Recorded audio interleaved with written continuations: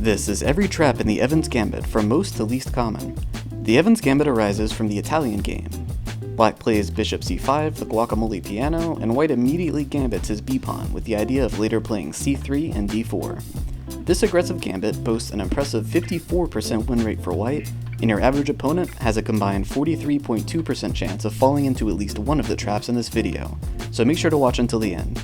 Win rates will be on the side, and we'll go ahead and start with the most common line at the amateur level, where after c3, black retreats with bishop to c5. After d4, e takes d4. Instead of taking the pawn back immediately, simply castle. In this position, 61% of players will get greedy with d takes c3, which is already a huge mistake because of the tactic bishop takes f7 and then queen d5 check. And we're not done yet. In this position, most people retreat their king to e8, hoping to avoid another check when we pick up the bishop. Instead of simply taking back immediately, first play queen h5 check before collecting the bishop. In this position, 85% of players make the horrible positional mistake of pushing g6, and their king will never ever be able to find safety.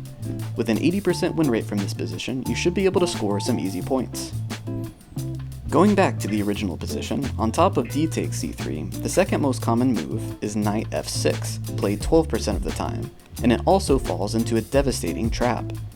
You simply take back the pawn, the bishop retreats, and you kick the knight by playing e5. Believe it or not, the engine move in this position is castling, giving up on the knight entirely.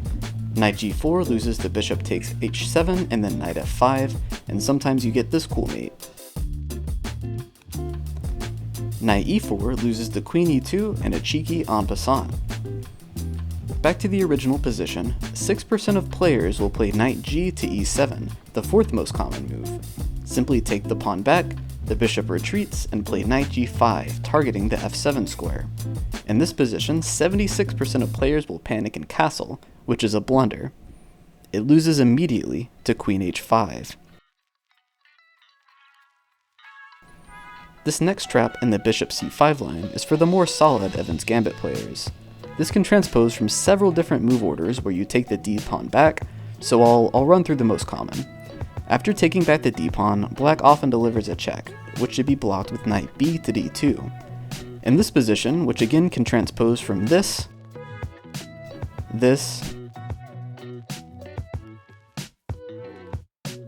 and this, 11% of players will think that bishop c3 forks your rook and pawn, but it doesn't. In fact, it falls into another bishop takes f7 trap, but this time we check with the queen on the b3 square. The final trap in the bishop c5 variation is extremely rare and is also the reason I'm starting this series.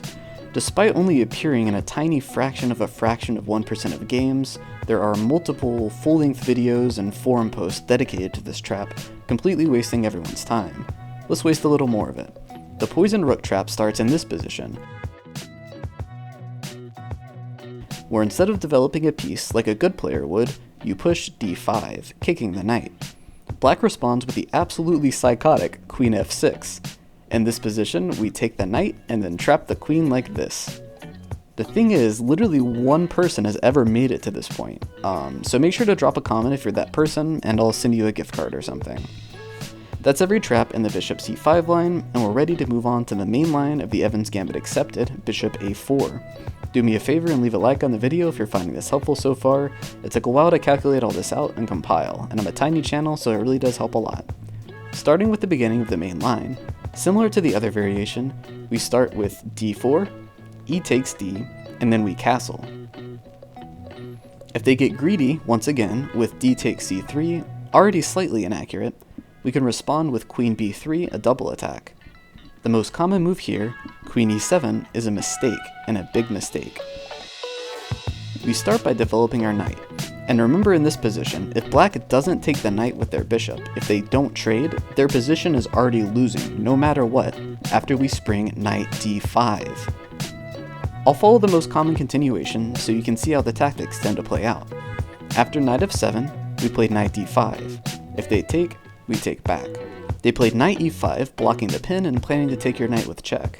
Instead, we take, and bishop b2 is completely crushing. If black defends their pawn with queen to g5, there's a really nice deflection tactic in this position with h4.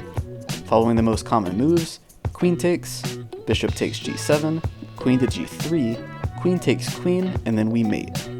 Obviously you don't need to memorize that entire line, I just wanted to show off the most common continuation.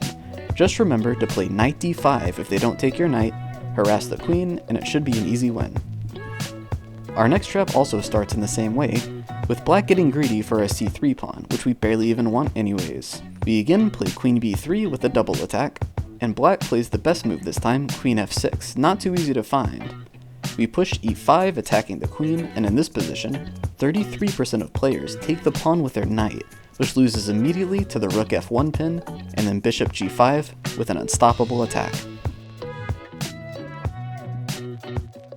The final trap is surprisingly in the very solid bishop e7 Evans Gambit accepted line, and it's so simple that it will make your opponent's facepalm. Black plays bishop e7 after c3, and we of course play d4. They take the pawn, and instead of castling first, we start with queen b3. The most common move in this position, knight a6, is played 46% of the time, and here we have a very simple removing the defender tactic with bishop takes, and then bishop takes. That is every single trap in the Evans that is statistically significant. I've watched all of the other videos on this topic. A lot of them had traps that literally no one has ever fallen into, so I didn't include any of those of course. Leave a comment if you have another gambit you'd like to see me analyze, or if I've missed any significant traps.